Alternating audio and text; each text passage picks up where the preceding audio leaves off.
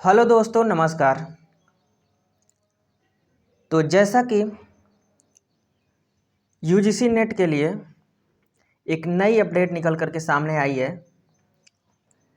जिसमें बच्चे बहुत कंफ्यूज हैं कि कैसे पीएचडी में एडमिशन होगा। मैं तो पहले से जेआरएफ हूँ, मेरा पहले से नेट है, मैं कैसे पीएचडी में एडमिशन लूँ। तो देखिए, नोटिस में कुछ ऐसी चीज़ नहीं है कि जो आप समझ नहीं पा रहे हैं। बहुत सीधा सीधा दिया गया है। पहले क्या होता था कि नेट का जो रिजल्ट आता था उसमें एक जेआरएफ और दूसरा ओनली फॉर असिस्टेंट प्रोफेसर, दो रिजल्ट होते थे। अब क्या है कि अब 3 रिजल्ट होगा। साफ साफ देखिए, 3 कैटेगरी में रिजल्ट अब जारी होगा, यानी कि अब ज़्यादा बच्चों को क्वालिफाई किया जाएगा। तो पहली वाली कंडीशन पहले से ही मौजूद है। आप जेआरएफ हो जाएंगे, आप नेट हो जाएंगे ओनली फॉर असिस्टेंट प्रोफेसर के लिए, और एक और लिस्ट जारी होगी जिसमें आप पीएचडी में एडमिशन के लिए योग्य हो जाएंगे। ठीक है, यानी कि एक श्रेणी और आपके पास आ जाएगी जिसमें आप अपना स्कोर कार्ड ले करके किसी भी यूनिवर्सिटी में उस साल के अंतर्गत पीएचडी में एडमिशन ले सकते हैं। अब उस कट ऑफ लिस्ट में आएंगे उस यूनिवर्सिटी के हिसाब से, तब ले सकते हैं। यानी कि वो ऊपर से लिस्ट जारी होती है हर जगह अपने सीट के रिक्वायर, तो इसमें ये कंडीशन रहेगी। जैसे कि मान लीजिए जो जेआरएफ है, तो जो जेआरएफ है उसको तो फेलोशिप भी मिलती है, उसके बाद वो पीएचडी में एडमिशन भी ले सकता है, वो असिस्टेंट प्रोफेसर भी बन सकता है। यानी कि जेआरएफ वाले के पास 3 एक तरह से कहें बेनिफिट है। उसके बाद जो नेट पास हैं, जो नेट पास हैं उनको फेलोशिप नहीं मिलती है, वो सिर्फ असिस्टेंट प्रोफेसर का एग्ज़ाम दे सकते हैं और पीएचडी में एडमिशन ले सकते हैं। तो अब की बार क्या हुआ है कि एक चेंज किया गया है। यानी कि जैसे पहले क्या होता था कि आपको, जैसे मान लीजिए एयू में एडमिशन लेना है इलाहाबाद यूनिवर्सिटी में, तो आप क्या होता था कि इसके लिए क्रेट का फार्म भरते थे, 1800 रुपये क्रेट के फार्म में देते थे, और आप अगर परीक्षा पास कर लिए, इंटरव्यू हुआ, अगर एडमिशन नहीं मिला तो उस साल आपका ये ख़त्म हो गया। उसके बाद अगले साल फिर फार्म भरेंगे।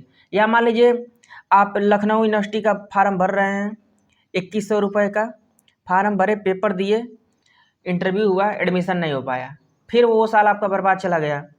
तो अब क्या है कि अब जो नेट का पेपर आप पास करेंगे तो आप उस नेट के पेपर से पास करने से उसका स्कोर कार्ड आप ले करके किसी भी यूनिवर्सिटी में 1 साल के अंतर्गत एडमिशन ले सकते हैं। यानी कि जब भी पीएचडी की मान लीजिए नोटिफिकेशन किसी यूनिवर्सिटी की आती है तो आप अपना नेट का स्कोर कार्ड लेके जाएंगे, वो आपको एडमिशन देगा, और ये 1 साल तक ही आपका नेट का स्कोर मान्य रहेगा। यानी 1 साल के अंतर्गत अगर मान लीजिए आप पीएचडी में एडमिशन ले लेते हैं तो ठीक है, नहीं तो अगले साल फिर आपको नेट का पेपर दे करके फिर एक स्कोर कार्ड तैयार करना पड़ेगा और पीएचडी में एडमिशन लेना पड़ेगा। जैसे कि अलग अलग यूनिवर्सिटियों में जो आप एंट्रेंस देते थे वो भी तो 1 ही साल का मान्य था। उसके बाद फिर अगले साल अगर कोई नोटिस आई तो फिर अगले साल तो पेपर आपको देना ही पड़ता था यूनिवर्सिटी का। तो इसमें कोई ज़्यादा बदलाव तो हुआ नहीं, बस ये है कि आप अलग अलग यूनिवर्सिटी का देते थे, अब क्या है बस एक नेट का पेपर दीजिए और यूनिवर्सिटी में एडमिशन लीजिए। कुछ लोग कह रहे हैं कि 1 साल बाद नेट रद्द हो जाएगा। देखिए, नेट आजीवन है। इस नेट की डिग्री से आप आजीवन असिस्टेंट प्रोफेसर बन सकते हैं, आजीवन। आप कहीं भी असिस्टेंट प्रोफेसर की वैकेंसी आती है तो आप आजीवन इस पे फार्म अप्लाई कर सकते हैं। अब एक दिक्कत ये है कि जो जेआरएफ वाले हैं वो कह रहे हैं कि सर हम दिसंबर में जेआरएफ हो गए हैं, दिसंबर 2023 में, तो क्या हमें भी पेपर देना पड़ेगा? नहीं भाई साहब, आपके पास 2 साल का समय है, 2 साल के अंतर्गत आप पीएचडी में एडमिशन लीजिए, और आपको तो और फायदा है, कोई दिक्कत नहीं। जो 70% एग्जम्प्टेड की बात की जा रही है, इस 70% में तो आप तो प्लस में हैं। सिर्फ आपको 30 नंबर का जो इंटरव्यू होगा 30% वाला, वही इंटरव्यू क्वालिफाई करना है, आपको एडमिशन मिल जाएगा।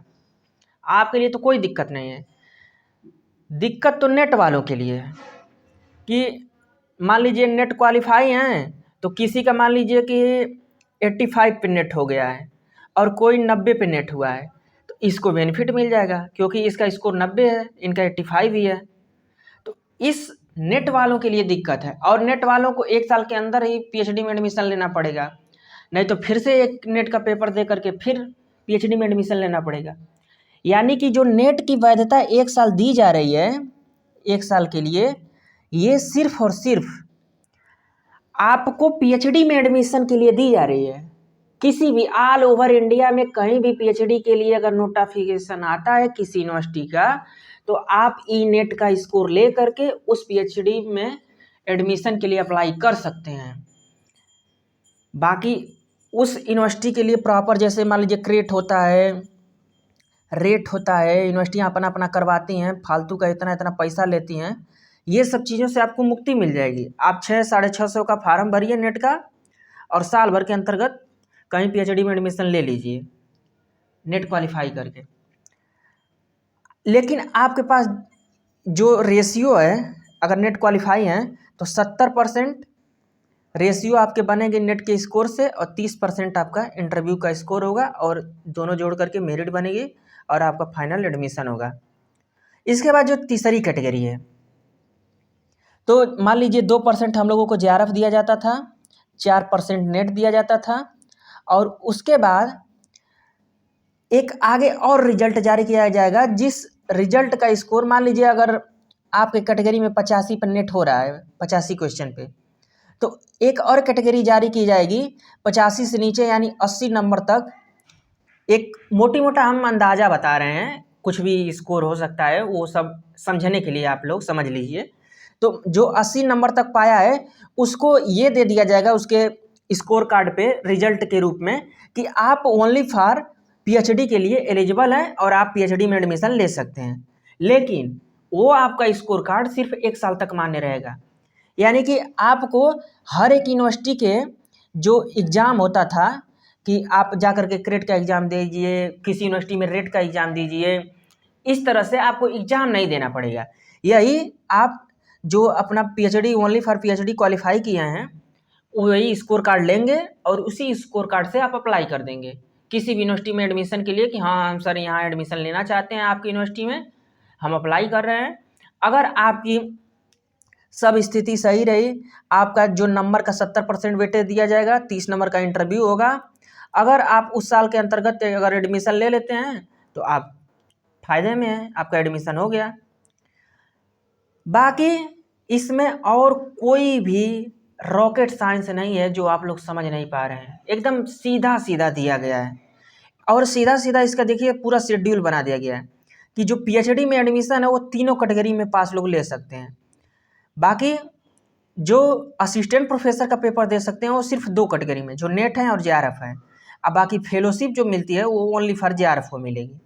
एकदम सीधा सीधा फंडा क्लियर किया गया है, इसमें कोई दिक्कत नहीं है।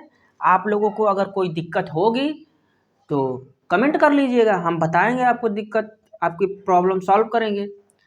बाकी बहुत अच्छी पॉलिसी है क्योंकि हम लोग भी कई यूनिवर्सिटियों में बहुत पैसा खर्च कर दिए। कभी इलाहाबाद यूनिवर्सिटी का 1800 का फार्म भर रहे हैं, कभी लखनऊ यूनिवर्सिटी का 2100 का भर रहे हैं, कभी बीएचयू का 750 रुपये का फार्म भर रहे हैं, कभी दिल्ली यूनिवर्सिटी का 750 का भर रहे हैं, कभी जेएनयू का भर रहे हैं, कभी काशी विद्यापीठ का भर रहे हैं, कभी गोरखपुर विश्वविद्यालय का भर रहे हैं।